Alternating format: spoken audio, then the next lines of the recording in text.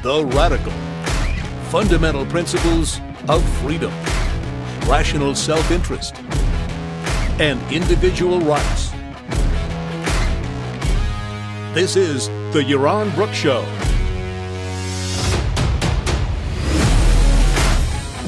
All right. Welcome, everybody. Hope you're having a great weekend. I'll tell you, the weather here in Puerto Rico today, yesterday, unbelievable. It's sunny.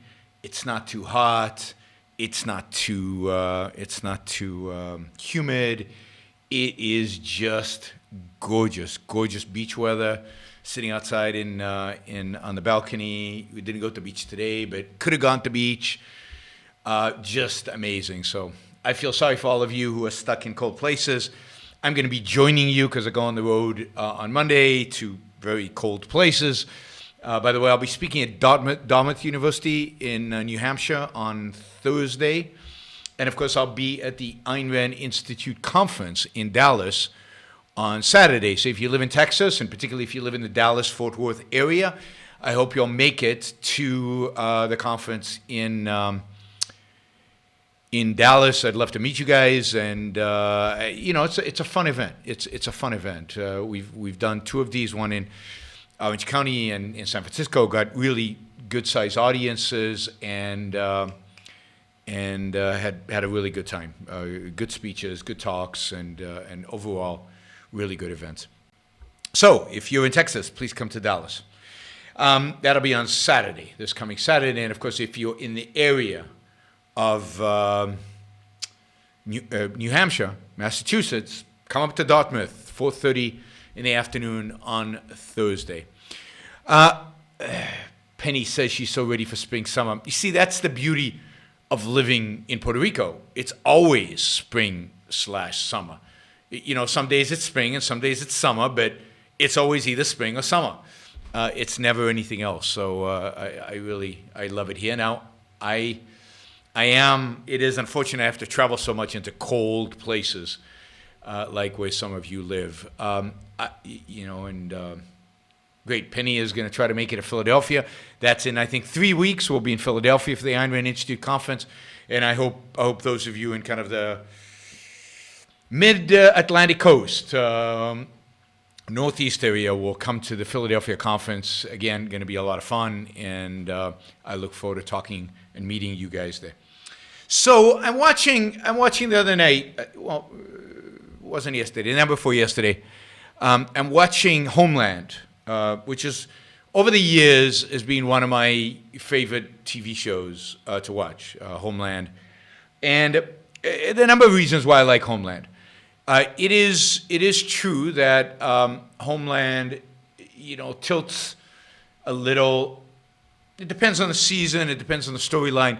A little to the left, but it has some really fantastic storylines, and it is the most honest show when it comes to portraying the threat of Islamic terrorism. It is no hold bars. It shows that their motivation is religion, not, it doesn't portray them as oppressed people who are suffering from inequality and are lashing out of their economic frustration. These are religious fanatics and they're out there to kill people. And it shows that in brutal ways. I mean, there was one season where the terrorists were in Germany and they were going to use gas to kill people, and they used the gas on one of the heroes of the show, and you see the consequences of what a gas attack would look like. So it is a show that shows the brutality of Islamic terrorism. When one of the heroes gets caught in Iran, they hang him, and they hang him from the neck, from a crane, just like they do in real life. It doesn't shy away from any of that. It doesn't celebrate the Islamist terrorists as if they're victims. It shows them for what they are. And Carrie, who is the lead character in Homeland, is a true, even though she has to be portrayed, she's portrayed as she's a schizophrenic, I guess, but she's such a terrific heroine because she's ruthless and focused and and she just go out there and gets the job done. Now, the CIA itself is portrayed as corrupt and compromising and so on, and I think it is.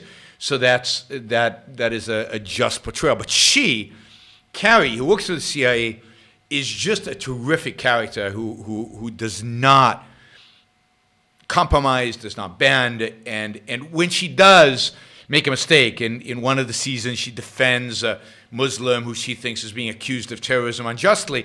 The show doesn't have any problem showing that no, he was a terrorist and she was wrong about it, and she has to suffer the consequences of that. So it really is, I think, a show that shows a very realistic view of the world, or at least somewhat a view of the world, of Islamic terrorism. And as such, I think it's terrific, and you know, a little bit like 24. But 24 always copped out. 24 always. The Muslims were not the real source of the problem. It was the Russians, it was the Chinese, it was South African apartheid white guys. It was always somebody behind manipulating the Muslims to make them terrorists. They were the victims. The Muslims were just being used by larger forces. The beauty of Homeland is, no, they're terrorists, they're bad guys, they're murderers, they have no qualms about killing people, and they want the destruction of the West, and that is what they're about. And so I love the show. And also, the show always seems to be a little ahead of the news. It's pretty amazing. I mean, 2 seasons ago, the whole season was about fake news and from Russia and Russian manipulation of fake news in the election. And it was way ahead of fake news in Russia becoming a big story in the United States. It was at the periphery, but they played it out, and they played it out in a way that I thought was very realistic, was very ultimately turned out to be very true to what actually probably happened in 2016. So, you know, they showed the migration of Muslims into Europe in 2015. So they had a whole season about terrorism in Germany that those migrants brought with them, and again they showed the terrorists with the brutality that they engage. And then there was a show in Pakistan, and again they showed the Pakistanis for what they really are. You know, backstabbing, split alliances where much of the security forces and much of the government supports our enemies, the Taliban and the bad guys, and the others kind of suck up to America. And it shows the Americans as complete pragmatists, complete and utter pragmatists. So it shows that an Islamic terrorist killed 38 people in the embassy, and in the American embassy in Pakistan. Pakistan kind of sit back and let it happen. And it's shown in dramatic ways, so you get a real sense of what this is like. And again, no holds barred. And then by the end of the season, the CIA is working with the terrorists who killed all the Americans in the embassy. So because they have some other bigger agenda to take care of. And it shows that American foreign policy pragmatism, it chops it down constantly. And so I like the show a lot. And I think Claire Danes, who is the lead character in the show, is excellent. I mean, to play a focused, dynamic, kind of action hero at the same time as portraying her struggles with mental illness. And now I think that's an unnecessary twist in the show, which I don't like, but it's there. So we played showing that. I mean, she's a really good actress to be able to pull that off, and I think she really sucks you in, and you really root for her. So season 8 has just started. I've only watched episode number 1, and I thought it was excellent. And again, it's ahead of the news. We'll get to that in a second. I'll just note that this is the last season. So I'm curious how they land up wrapping it all up. I wonder if they'll kill off the heroine. We'll see. But at some point, they're going to have to wrap it all up and end the show. And I hope they don't do it in a cynical way.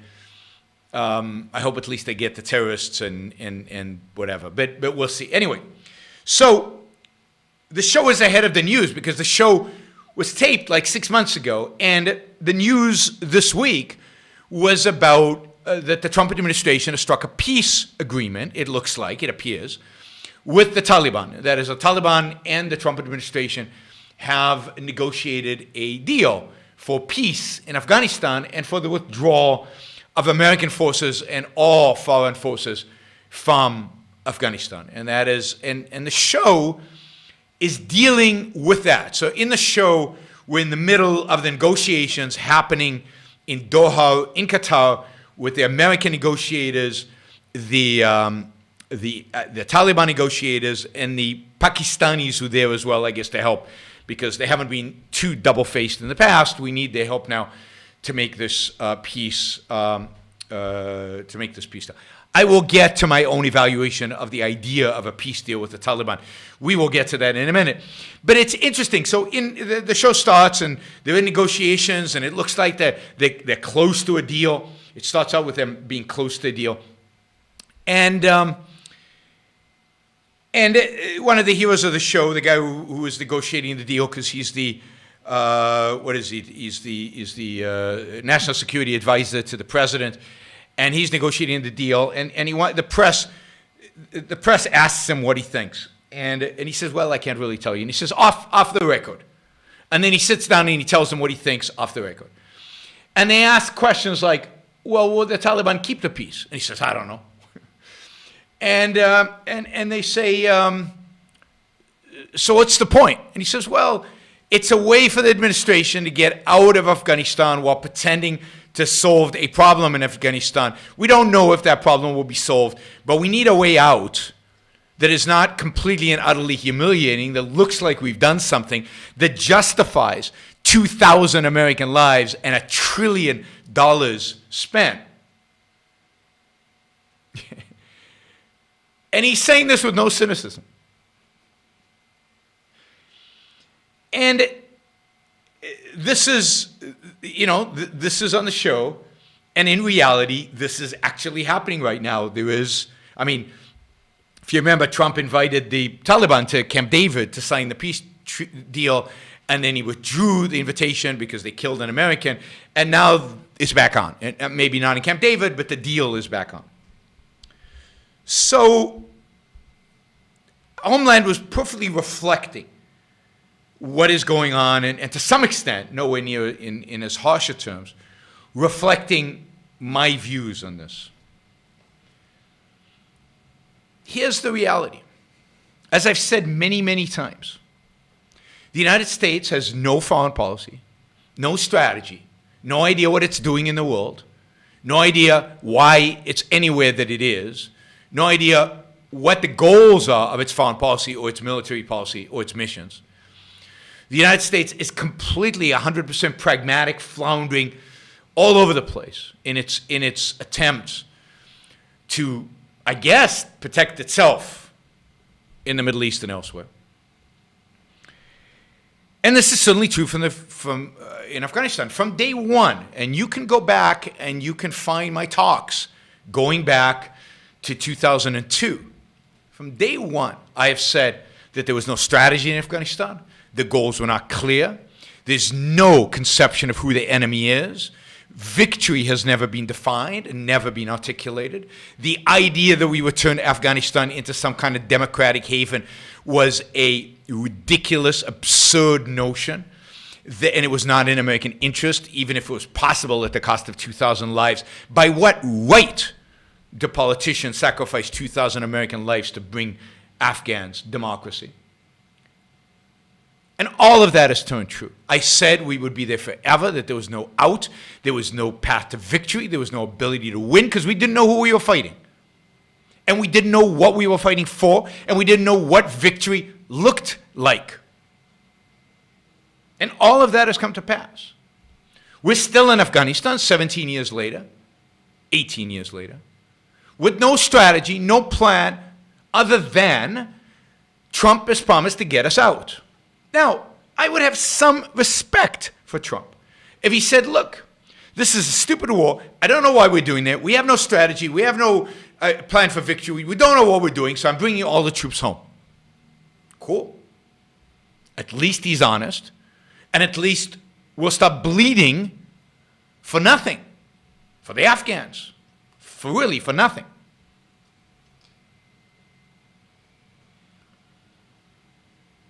But that's not what he's doing. Trump is continuing the game. The game that Bush started and Obama continued and Trump has continued for his first 3 years and now continuing into his fourth. The game of pretending that we have a foreign policy, a game of pretending that there is a mission over there, and the game of pretending that there is an exit strategy and that peace can be achieved. Trump is not the first to try to negotiate a peace deal with the Taliban. There were rumors that the Bush administration in the second term was trying that. Certainly Obama, throughout all his 8 years, tried to negotiate a peace deal with the Taliban. And Trump, because he's more desperate to bring the troops home, has actually done it. But what does a peace deal with the Taliban mean? What does a peace deal with murderers mean? What does a peace deal with terrorists mean? What is the peace deal with our enemies? Our enemies who are committed to our slaughter. Our enemies are committed to our destruction. The Islamist enemies that indeed attacked us in 9/11, that are responsible for the ideology that's responsible for all the attacks since then. What does it mean to have a peace deal with them? Well, it means our defeat. More than that, it means our surrender without even really fighting.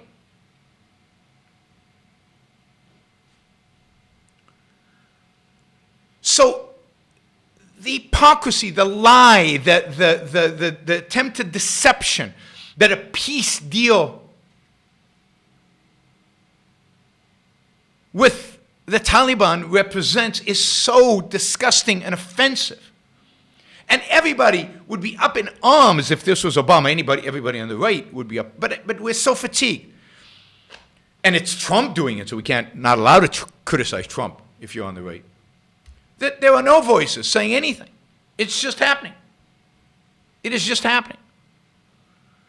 And we will have surrendered to an enemy in an ongoing war. It's not even an enemy that if we surrender and leave like we did in Vietnam, they will forget about us. No, this is an enemy in an ongoing war.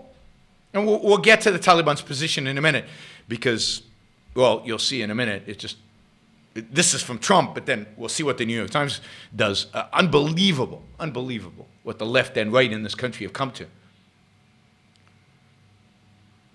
So, yeah, bring the troops home, but don't pretend that you made peace. We have pretended we made peace many times. Certainly, the last most dramatic time was when we pretended we made peace with the North Vietnamese on behalf of the South Vietnamese and the American troops. We withdrew, we stopped fighting, and within, I can't remember the exact time frame, within a year, the North Vietnamese invaded, took over South Vietnamese, and completely trashed the peace deal. And, by the way, Kissinger won a Nobel Prize for peace for that peace deal. That's Henry Kissinger's great achievement. Why I have, one of the many reasons, I have zero negative respect for Henry Kissinger. He's a nothing and a nobody, another little pragmatist who got a Nobel Prize for a peace deal. And everybody go, away, great, we got peace. And then when North Vietnam took over South Vietnam, enslaved them into communism, everybody said, well, okay, so what? Who cares? And when the Taliban takes over, brings back Al-Qaeda, starts training camps for terrorism against the United States, attacks the United States in some future date. By the way, this would be much, much worse than peace with North Vietnam, because here are people still dedicated to killing us, who will bring the fight to our shores, who have brought the fight to our shores in the past. To separate the Taliban from Al-Qaeda, again, shows we have no understanding of the war we have been engaged with, and that we thought we were entering after 9/11.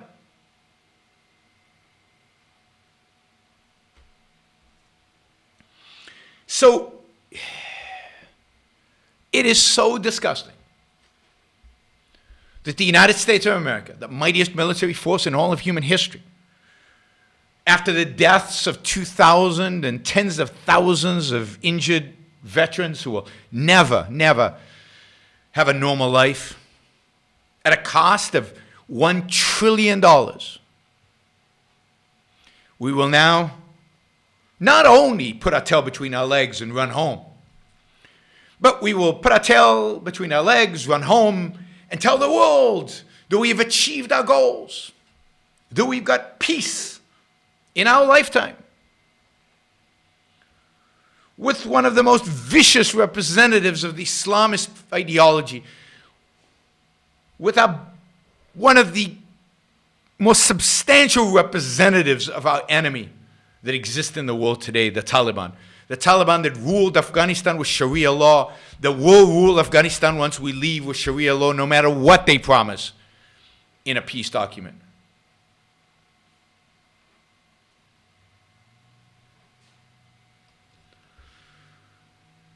So, I mean, what a betrayal of America. What a betrayal of the people who died in Afghanistan. What a betrayal of the people who died in 9/11. What a betrayal of what America stands for and means and represents. And ultimately a betrayal of the one responsibility government has, that is to protect the individual rights of Americans, to protect the individual rights, the right to life and property, liberty, and pursuit of happiness of Americans. A complete and utter betrayal of what this country stands for is what this peace deal that the Trump administration has negotiated with the Taliban.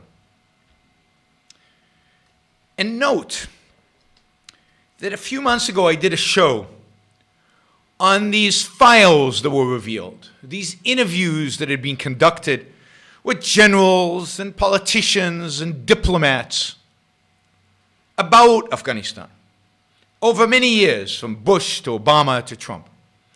And what the interviews revealed is that these people have been lying to the American people since this war began.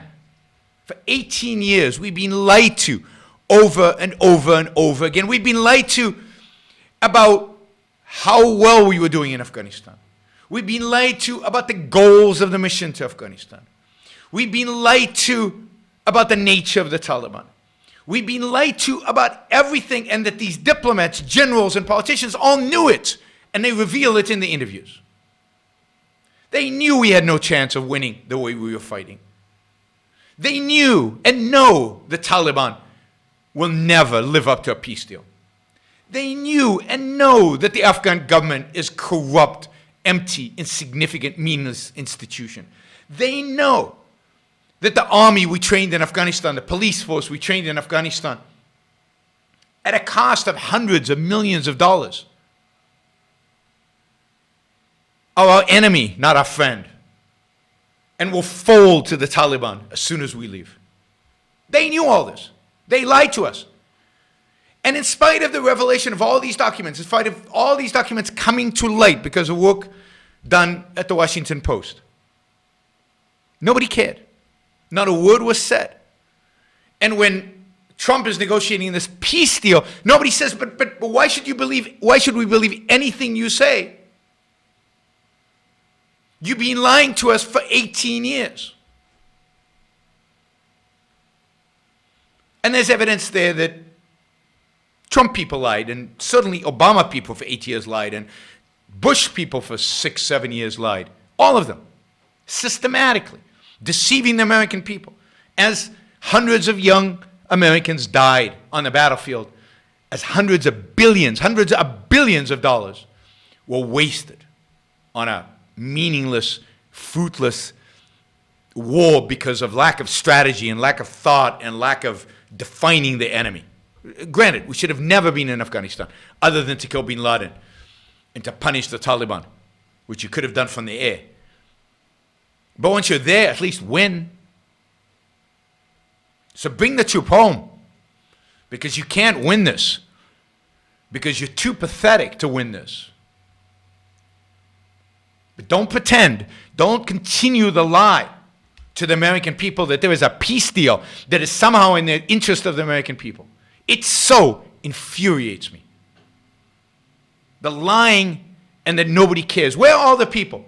Where are all the people who think that the biggest threat to American freedom is Islam? Where are all the people who think that Islamic terrorism is going to undercut all of our liberty and all of our freedom and is a major threat to the West today? Where are them condemning a peace deal with the Taliban? I don't see them on the internet.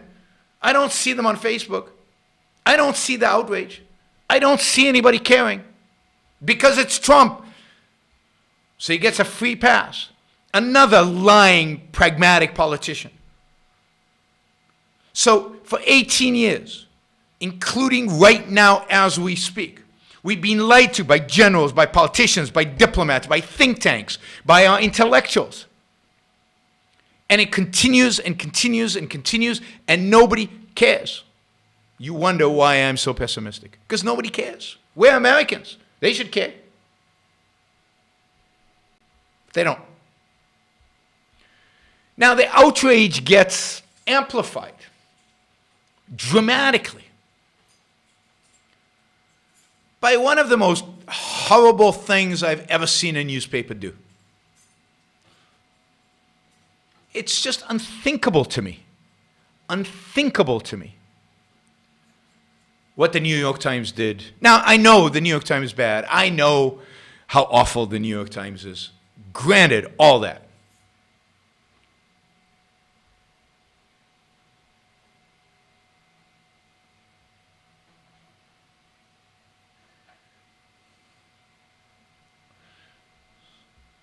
Sabri says, I consider the primary job of the president in foreign policy is to keep us out of war, or win them if you're in them. I don't think this deal is real, but if we get out, I consider it worth the humiliation. But why not get out without the humiliation, if that's your primary? It's sickening to pretend. The pretense is almost worse than the war. The pretense is what is so disgusting and offensive. And I don't consider the primary job of the president to get us out of wars. I consider the primary job of the president to protect us, to defend us, to go to war when necessary. And in the case of Islamist terrorism, it's necessary. Now, maybe not in Afghanistan, but if you're there, then go out with a bang. You know, put a bomb into every single tent of every Taliban leader in Afghanistan and Pakistan, where they hide like cowards. Devastate them, destroy them thoroughly from the air, and then leave. That's the way you make an exit. The way you make an exit is you flatten the place, and then you leave. That's the way to do it. I agree, we should leave. It's not what we're doing. We've already done. There's still kids dying there. For what? For a peace deal with the Taliban? The pretense is almost worse than the war.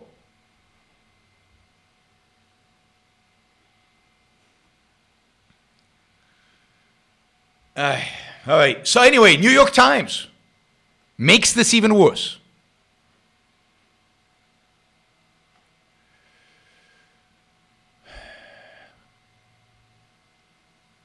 So New York Times published last week an editorial, an op-ed, from the number 2, the deputy leader of the Taliban, a guy named Sirajuddin Haqqani. And the word Haqqani, the name Haqqani, might resonate with you a little bit because there's been talk for the last 18 years about the Haqqani network. Anyway, we'll get to the Haqqani network in a minute. But Mr. Haqqani, is described as the deputy leader of the Taliban. And he writes an op-ed where he describes the Taliban as these peace-loving, consensus-seeking, international community-embracing people. They are eager to sign a peace deal with Americans and to live up to it and abide by it. And if they can only bring themselves to trust those flip-flopping, ever-moving Americans.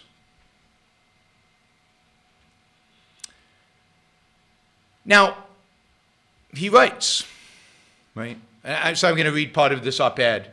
And then I'm going to tell you who this guy really is, which the New York Times doesn't tell you who he really is. The New York Times knows who he really is.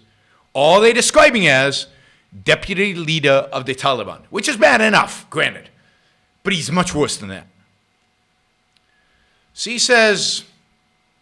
he writes, this long war has extracted a terrible cost from everyone. We thought it unwise to dismiss any potential opportunity for peace, no matter how meager the prospects of its success. These are peace-loving people. Everyone is tired of war, he writes. I'm convinced that killing and maiming must stop. Wow. I mean, he's a real pacifist, this guy. We did not choose a war with a foreign coalition led by the United States. Just that line. We did not choose our war with a foreign coalition led by the United States. No, but you started this war. You certainly didn't want it because a lot of your people died from it. But you clearly started this war. You harbored bin Laden.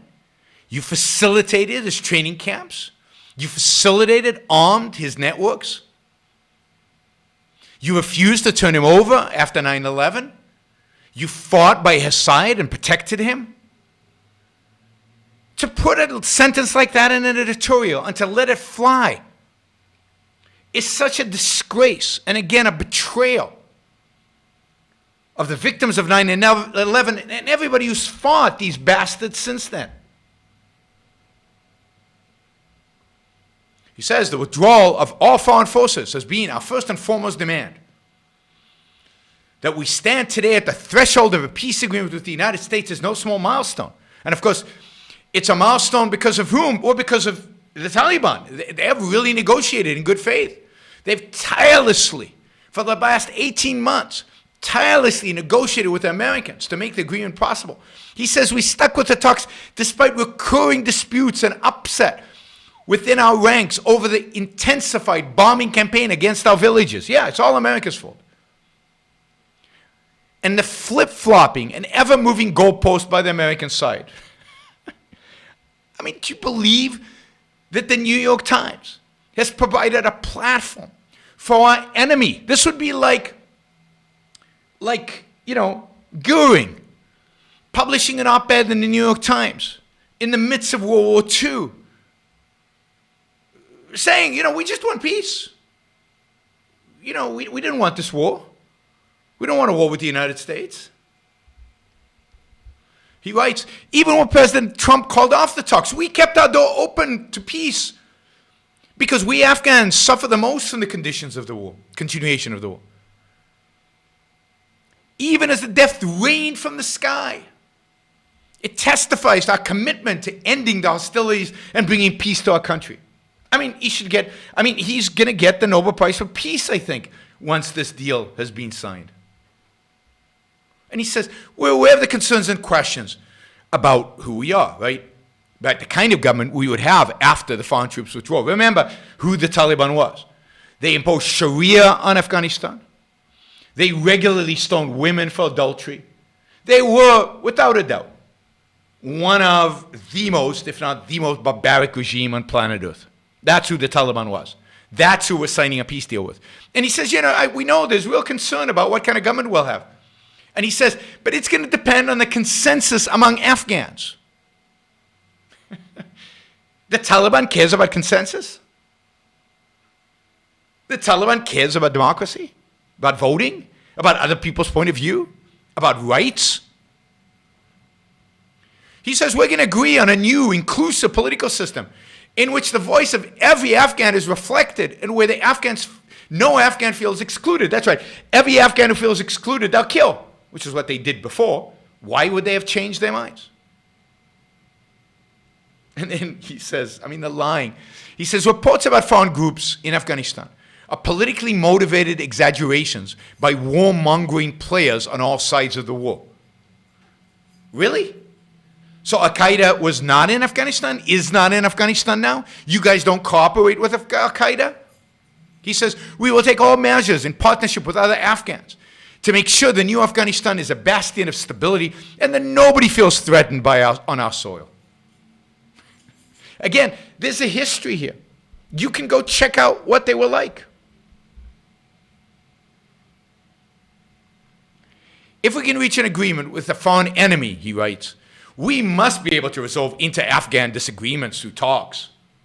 No, you're reaching an agreement with a foreign enemy who's desperate to reach an agreement, who's desperate to get out, who doesn't mind the absolute abject humiliation and defeat that it involves.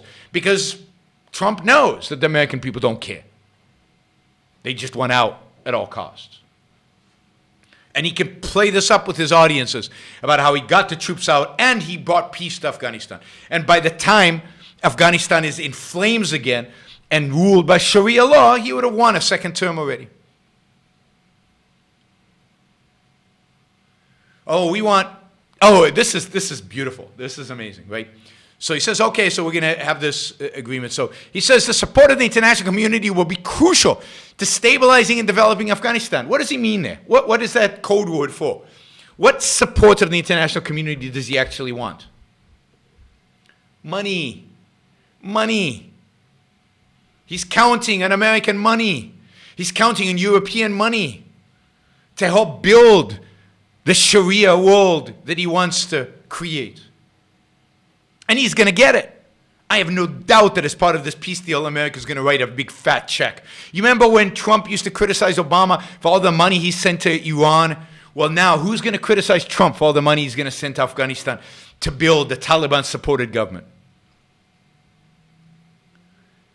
He says it's going to be a long-term peace building and reconstruction. Well, who's going to pay for the reconstruction?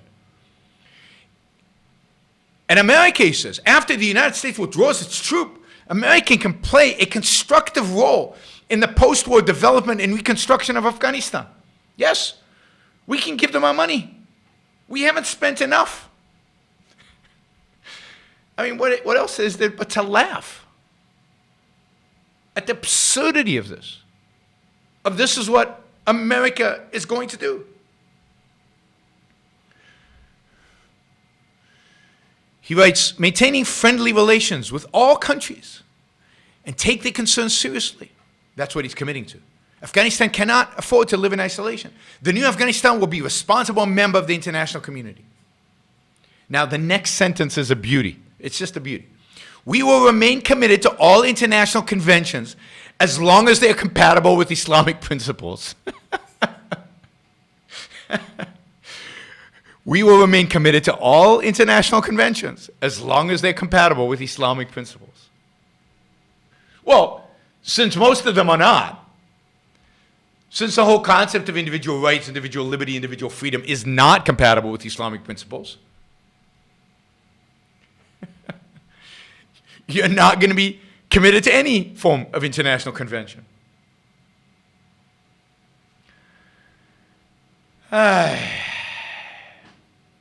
It's, what can you say? That this is in the cards. That the New York Times would let this guy write this. So who is this guy? Haqqani. So the Haqqani network is recognized by both the United States and the United Nations as a terrorist network.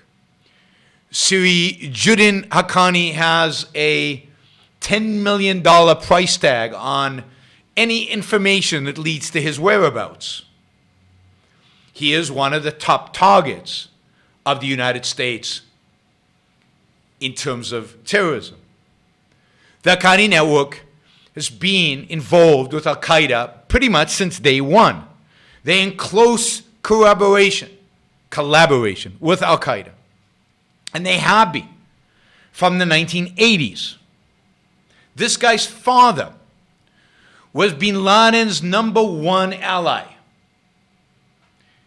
And when his father's died, Al-Qaeda put out this long press release on what a wonderful man he was and how they were looking forward to working with his son, who was just as much their ally as the father was. The son runs the Haqqani network. This is a guy who just wrote an editorial in the New York Times. A known terrorist. And the New York Times didn't even bother to tell you in the description, a known terrorist wanted by the Americans. $10 million price on his head. No. Didn't bother to say that. The Haqqani network, with the Taliban, are committed to the imposition of Sharia law in Afghanistan. And ultimately, they actually say this. the reestablishment of a caliphate that will ultimately dominate the world. They are no different than Al-Qaeda. They are no different than Islamic Jihad. They're no different than ISIS. They're no different than any of these groups, except they're stronger within Afghanistan. And they dominate the country. And we have not been able to defeat them because we haven't really tried. And they are now going to sign a peace deal. And the New York Times has now become it's always been to some extent, not always, it has been to some extent for a long time, but is now, I guess, a propaganda vehicle. A propaganda vehicle for our worst enemies. For our worst enemies. It's mind-boggling. And again, I haven't seen a lot of criticism of this. I found a few pieces that went after the New York Times. I found a few pieces that are critical of the Trump administration for their peace attempts, but very muted, very quiet, very limited. Nobody cares. Until the next 9/11, nobody cares. It doesn't matter. It doesn't matter. I don't know. Again, I've been talking about this this is an issue I've been talking about in objectivism for 18 years, since January 2002, or weeks, months after 9/11, constantly, and it is so depressing to see everything I warned about come true. When I predicted our utter defeats in Afghanistan and in Iraq, it's coming true. When I predicted the rise of ISIS, it came true. When I predicted the spread of terrorism, smaller scale terrorism all over, it all came true. And the complete incompetence of the American government, of the American military, has just all been a reality. And the appeasement of our intellectuals, the appeasement of our media, the appeasement of everybody. Again, generals, politicians, diplomats, think tanks have all appeased the enemy and lied to the American people, consciously, systematically lied to us. But what is truly shocking is that nobody cares.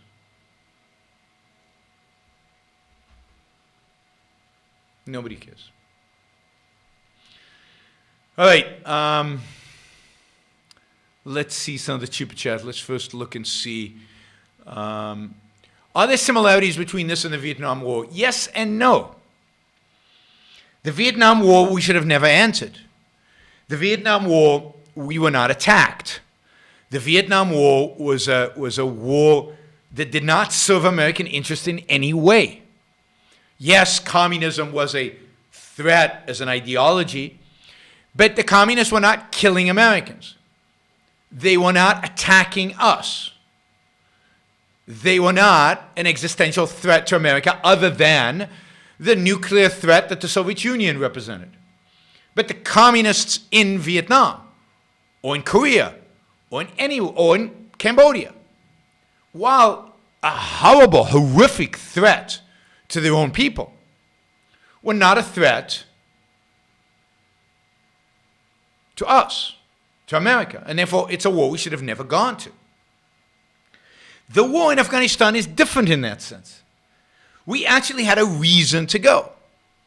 We were attacked from that land. We were attacked by bin Laden and Al-Qaeda, who were there in Afghanistan. It was planned, organized from Afghanistan, with the full cooperation of the Afghan government, the Taliban. So we had every reason to go. I don't think it should have been the thrust of our attack. I think the thrust of our attack should have been Saudi Arabia and Iran, primarily Iran. But Afghanistan, we were completely justified, and it was necessary to crush them. To crush them. To crush Al-Qaeda and to crush anybody who supported Al-Qaeda. So it's not like Vietnam in the sense that we had every moral justification and every self-defense justification to be in Afghanistan. I thought we should go for like couple of weeks, bomb the hell out of the place, and leave. I mean, bomb it strategically so that we kill the people necessary for killing. Mullah Omar, who's still alive as far as I know, the Taliban leadership and the entire Al-Qaeda leadership and infrastructure. Instead, we let them all get away. It took us years to catch bin Laden for no good reason. All right. Has the amount of lying by the intellectuals increased during your career? Has it always been this bad? No, it's no question it has increased. It has increased significantly. The lying in the media, the lying by intellectuals, the right has become much worse than it used to be. The left has always been bad, but has become much worse to the point where they don't believe in truth. I don't know that the right believes in truth either, but it's kind of a postmodernist thing. They don't believe in truth, so they feel free to say anything. I don't think the New York Times 30 years ago would have published an editorial by a known terrorist. Now, I might be wrong, because they might have published something by Yasser Arafat. But at least he wasn't a direct threat to the U.S. He was a direct threat to Israel. Remember, Yasser Arafat came to the White House, and so that kind of compromising, that kind of peace deals that we kind of had with Oslo, and we had where they got Bill Clinton got Yasser Arafat and the Prime Minister of Israel, Rabin, to shake hands. That kind of ugly, despicable, horrible thing. So this idea of peace deals with your enemy and pretending that they work and pretending that they lead you anywhere is not new. That was certainly true with the Israeli and Palestinian, what's called the Oslo Agreement in 1993, I think it was. But it wasn't directly America. It had to do with Israel. So, yeah, I think intellectuals today are far, far worse than they were. They were bad 30 years ago. But now, after the Berlin Wall, there was a period in which they were embarrassed to show their Marxist colors. There was a sense in which nobody wanted to be a Marxist. Everybody ran away from the term. Everybody ran away from the ideas of Marx for a while. Now, it's a badge of honor to be a Marxist. And to be a Marxist is to be a liar. It's to be dishonest. It's to be completely evade the world and history. To be a supporter of mass murder and destruction. So yes, the intellectuals have gotten a lot worse.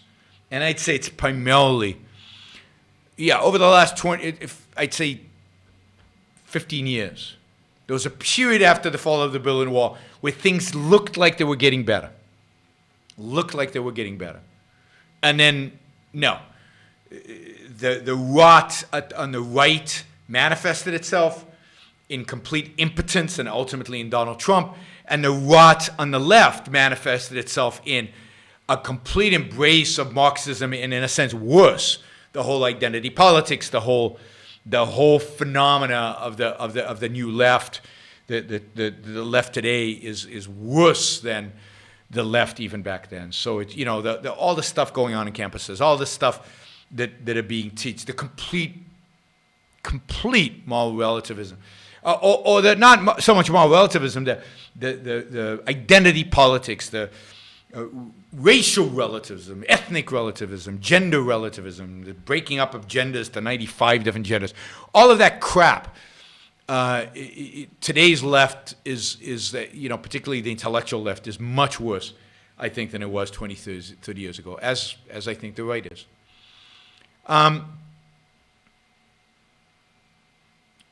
What are the bad...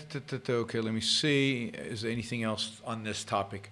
No, because to some extent, even you guys, not that interested. All right, so here's a question on this topic. Why do powerful countries like India not take a more active role in the Middle East or statescraft more generally? It's their region after all. Well, they're not in the Middle East, but yes, the Islamic region is certainly their region, and they suffer from that. I think it's a number of things. One, they're not that powerful. They're fairly poor. They've got so many domestic problems and so many problems of poverty inside their own countries that it's difficult for them to then have a position about foreign affairs. Second, I don't think they know exactly what to do. So the primary enemy of India is Pakistan, but Pakistan has nuclear weapons. India does not want to get engaged in a nuclear war with Pakistan. So what does it do? And what is it going to do in Afghanistan? And it has to go through Pakistan to get to Afghanistan. So if you just study the geography. India is cooperating more with Israel and with the United States in trying to fight Islamist terrorism.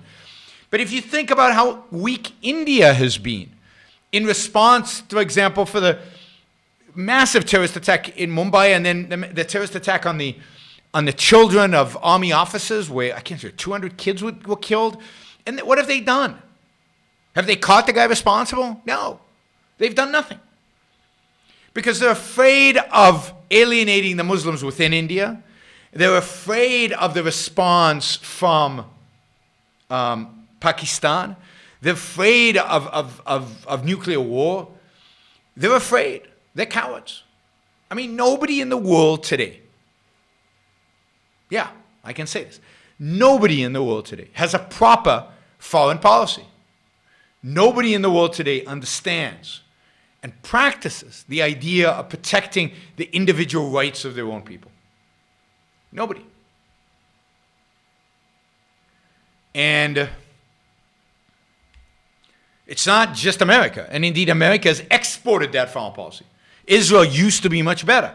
And they've adopted an American-style appeasement. They've adopted American-style fighting wars or caring more about your enemy than you do about yourself. You know, America has exported the idea of just war theory. They've exported this ideology of, you know, nothingness, of failure, Okay, let's go through some of these other Super Chat questions, and then I might just stick to this and we'll see, call it a day, and then do the economic consequences of the coronavirus another time. Okay, let's see. Isn't stop and frisk a violation of individual rights? Well, it depends. If it's done randomly, then yes, you can't just stop people in the street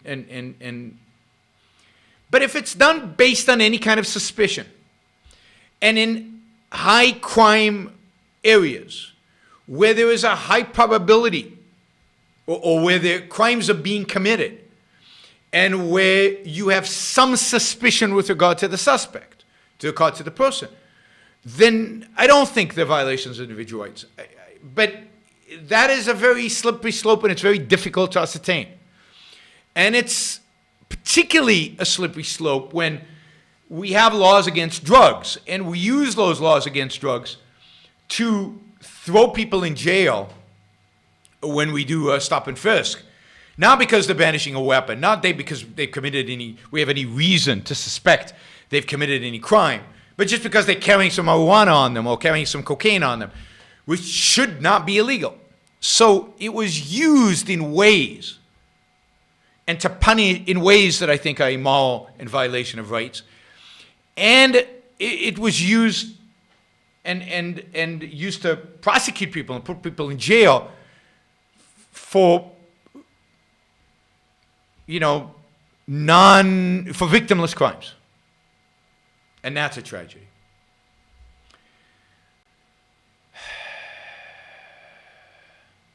Don't you think it's kind of strange that the U.S. travel ban is only in Muslim countries that Donald Trump does business with? No, it's only in Muslim countries that Donald Trump doesn't do business with. Yes, doesn't. Okay, he fixed the yes. Well, I don't think it's that. I think it's, I don't think it's a business issue. I think it's a cowardice issue in the sense of not wanting to stand up to the real enemies.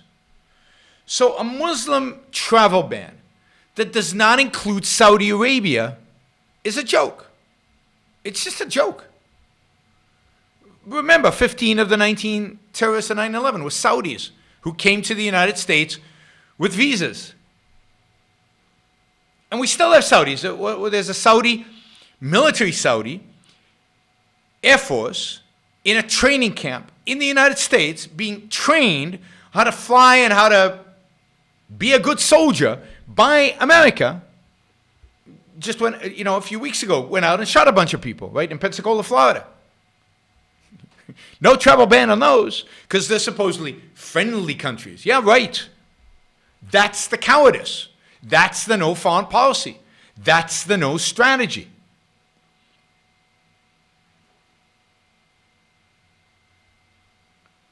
So I just don't see. So I think that Trump basically, it's not about business so much as it is about, our supposed allies, the people who are friendly to Trump, the people who go dancing with him, the people who are, who spend a lot of money. Now, I do think with Saudi Arabia, I think there's probably some money involved. I think they probably investors in some of Trump's projects, but we can't prove that because we don't have his tax returns. But the point is that he's not the first one. Bush thought the Saudis were our friends. Obama thought the Saudis were our friends. Trump thinks the Saudis are our friend. Again, I don't see the anti-Islamists criticizing Trump for this, as they criticize justifiably the Obama administration over this. I don't see anybody criticizing the Muslim ban because it's not complete enough, because it's the wrong Muslims, because it's the wrong countries. I mean, you'd have to have, again, a conception of who the enemy is, who they are, what they're up to, what they want, how to stop them, what they would do if they came to the U.S. in order to know who to go after. And I'm not opposed to a travel ban. I prefer a war. But I'm not opposed to a travel ban if it was right. This travel ban is a joke. It's a joke. It's to appease those voters he has who are too stupid to know who the real enemy is. Well, not too stupid, too ignorant, and who are lied to constantly about who the real enemy is. And it appeases them. Yeah, we've sucked up to Saudi Arabia since FDR. And the excuse is gone. We depended on the oil. We don't depend on the oil anymore, and we still suck up to them. So I don't know what Trump's excuse is. Well, I know what his excuse is, but it's... RM says Western countries must boycott the 2022 Soccer World Cup. I mean, it's a travesty to have a Soccer World Cup in, is it Qatar? I think it's in Qatar. And it should be boycotted. And, I mean, the way they treat their own citizens, it's like having the World Cup in one of the most oppressive countries in the world. And one of the hottest. Who wants to play soccer, football, in that kind of heat? It's pure appeasement. Would an attack turn on the American spirit? Did it turn it on after 9/11? No.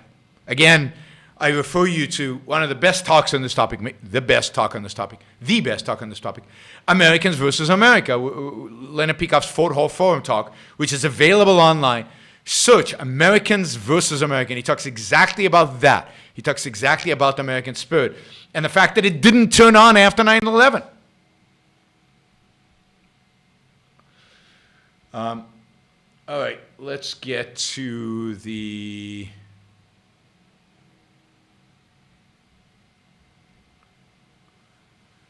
Let's get to some of these other Super Chat questions. Okay. Don't you think it's kind of strange that U.S. I just did that. Sorry. Hey, Yaron, is it hypocritical if I enjoy NPR despite thinking it shouldn't be publicly funded?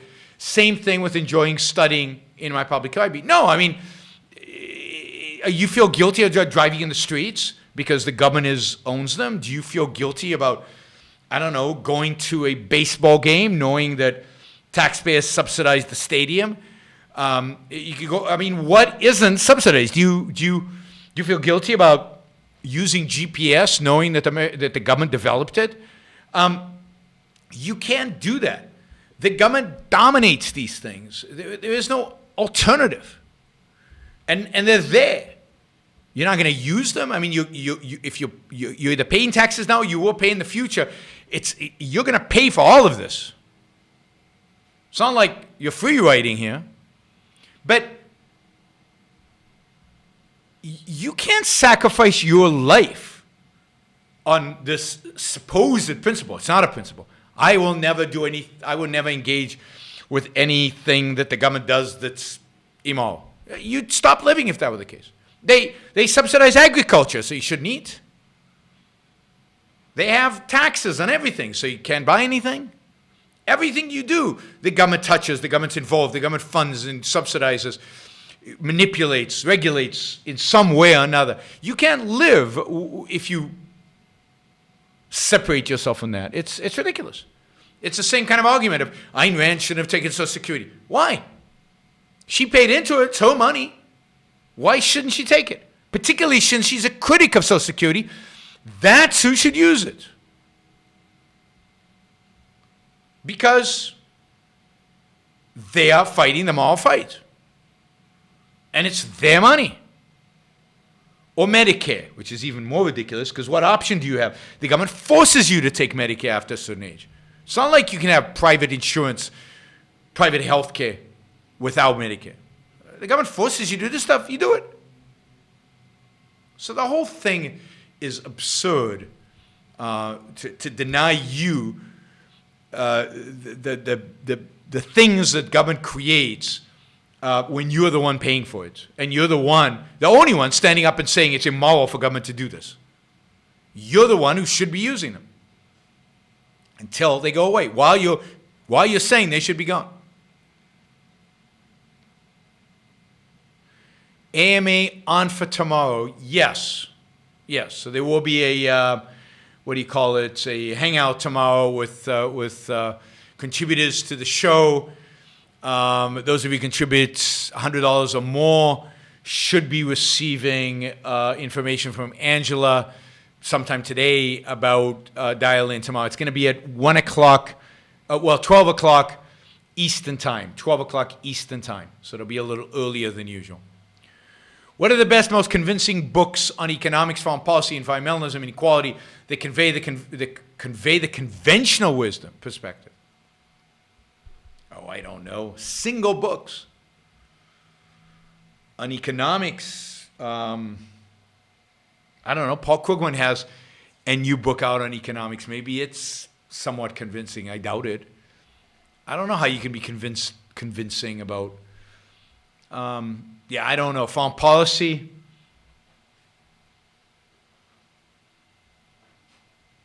Probably Kissinger's book or any foreign policy expert. I mean, there's so many conventional books. How do you boil it down to one? I don't know the single most convincing. There's so many books on these things. Environmentalism, inequality. Piketty's book, Capital in the 21st Century, or Das Kapital in the 21st Century, as I like to call it. I mean, there's so many of them. I don't know where to start. And it's hard for me to say this is the most convincing because they're so unconvincing. Is there an objectivist case for DWIs, driving while intoxicated laws? I know libertarians disagree with them. So this is the thing. I think that stopping cars and testing you is wrong. But I think that if a policeman notices you driving unsafe and tests you, and you have a high concentration of alcohol, and I think he should test you if you're driving unsafe, then you should be prosecuted for driving while under the influence. So, because you're a risk, you're an objective risk, and you were driving unsafely, that's why he stopped you. So there's no cause for random stops. But there is a cause for if you're driving unsafely, and that's a risk to other people. And if you're under the influence in driving, you have the ability not to do that. You can not get in the car if you've drunk too much. So you've chosen to put other people at risk. That's definitely a violation of rights, and you should be prosecuted for that. Why is it good to be unafraid to acknowledge when one doesn't know? Well, because that's what objectivity means. It means knowing what you know and knowing what you don't know. And you have to acknowledge certainly to yourself, but often to others when you're presenting yourself as an expert or presenting yourself a point of view about something. to make clear what you know and what you don't know. Primarily, it's important for you because it's survival. Your survival depends on it. If you lie to yourself, which is pretending you know something when you don't know it, you're doing real damage to your survival. You're doing real damage to your ability to pursue your own values.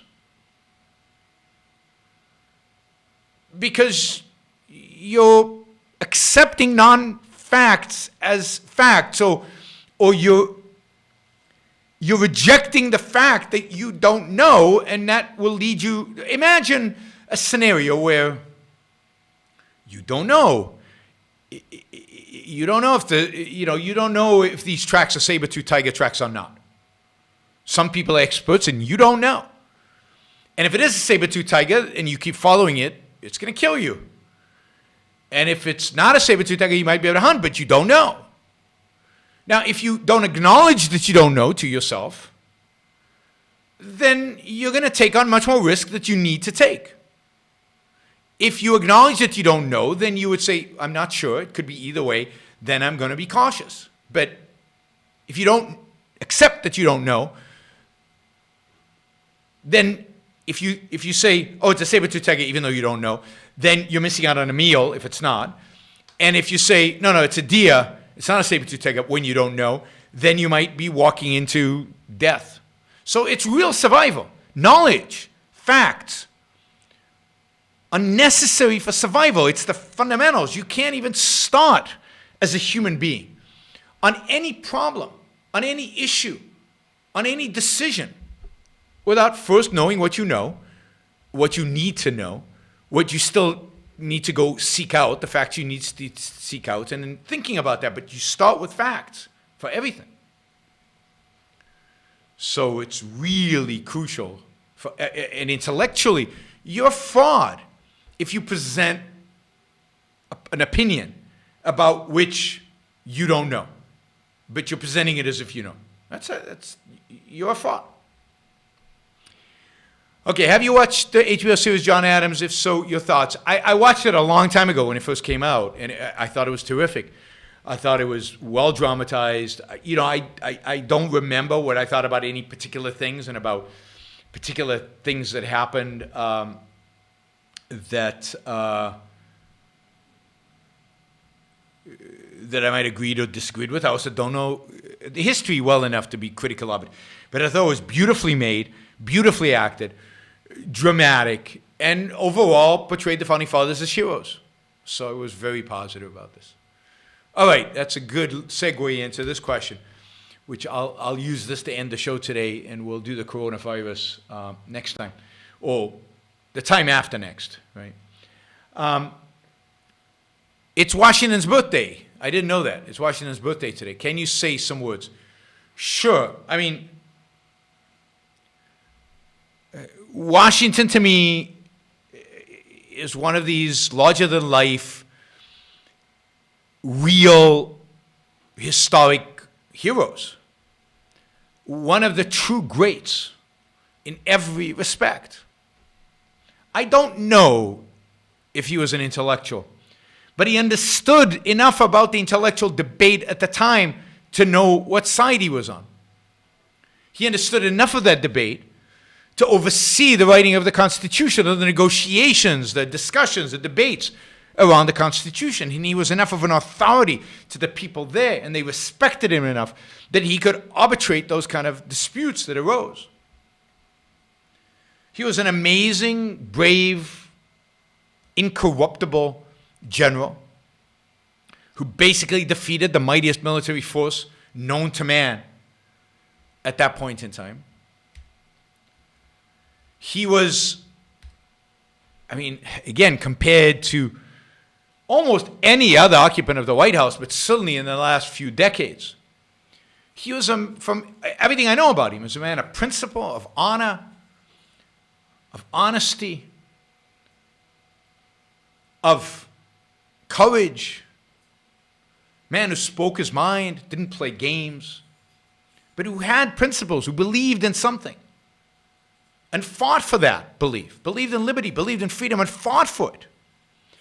And when tempted by the idea of being a king or when tempted by the idea of being a president for life, he walked away from that because it contradicted his beliefs. Now, I have a feeling that at least the last two occupants of the White House, if offered a lifetime term, would have embraced it immediately. So would have FDR, and so would have a lot of our presidents in history. So in many respects, he is our greatest president, not because of anything he did, but because of what he didn't do, which is stay president. After 2 terms, he resigned. He walked away. He could have run a 3rd term. It wasn't in the Constitution in those term limits were not in the Constitution in those terms, in those years. And again, he supported, he understood enough, understood a great deal, to support the great intellectual lights of the time.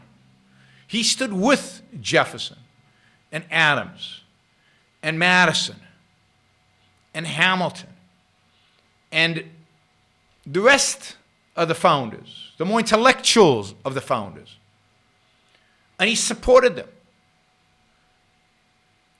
So, Washington, there is no United States of America. There is no land of the free and the symbol of liberty and the shining city on the hill, which I all believe in.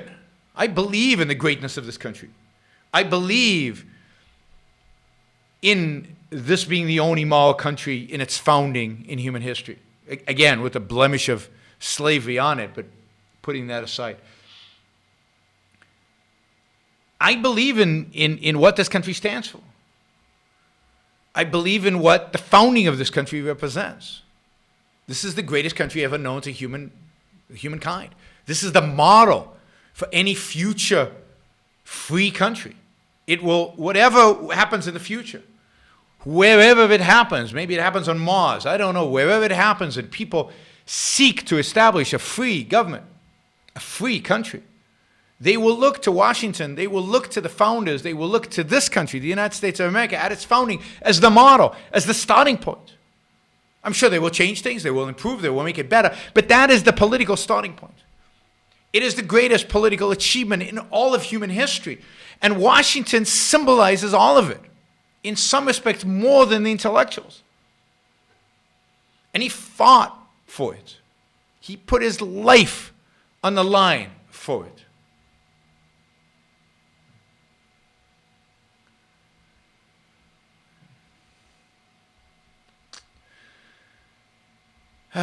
So, yeah, I mean, wow. Just a little bit of Washington today, in Washington. Wow. And I often use Washington because I have this perception of him, of a man who took, who was just an amazing self-esteem, confidence, who was willing to fight for his dignity, for his freedom, for his liberty.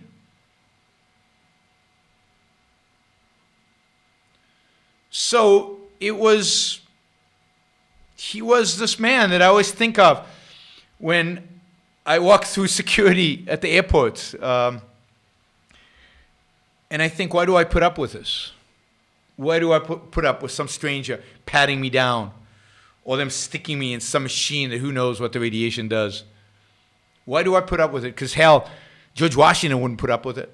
He'd slap him in the face. That's the model. There are few historical figures, few figures right out of history that, you can use for that, what would Howard Rourke do, like you use in fiction. And I think Washington, to some extent, is one of those figures in history that I feel that I can do that. What would George Washington do? Would he be afraid of the Islamic terrorists? Would he sign a peace deal with the Taliban? Would he withdraw from Afghanistan with his tail between his legs? No. He would crush them and then come home. All right, everybody. Happy Washington's birthday. Happy birthday to one of the greatest men in all of human history. And I will see you all tomorrow, 1 o'clock, We'll be doing kind of a Q&A. I'll be taking super chat questions. I've got some questions from some of my supporters, and we'll have some of my $100 supporters, I hope, on video with me, and we'll be just taking questions. So if you have any burning questions, if you have any ideas, things you want me to talk about, bring them up tomorrow or send me an email. And I will get to the economic impact of coronavirus and some other topics that I think are worth discussing, I guess, on the show after that, whenever that happens to be. It might be while I'm traveling, because I'm traveling all of next week. All right. Bye, everybody. Talk to you soon.